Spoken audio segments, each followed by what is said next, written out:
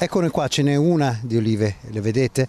Semplicemente perché il 95% del raccolto più o meno in Veneto è andato perduto. È stato un anno terribile per quanto riguarda la produzione di olive e l'olio quest'anno in Veneto non si vedrà.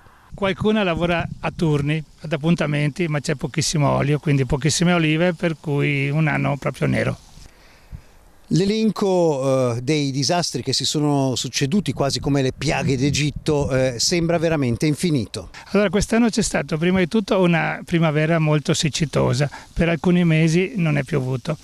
Poi è arrivata la pioggia, ma contemporaneamente un aprile-maggio molto freddo, soprattutto maggio, e quindi c'è stato un ritardo nello sviluppo delle gemme, nella preparazione della pianta per andare verso la fioritura.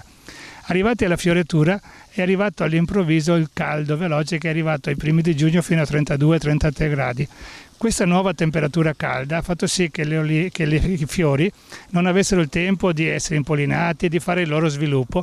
Alcuni si sono seccati, altri hanno sviluppato un'olivetta debole che non era nutrita e poi col tempo è caduta.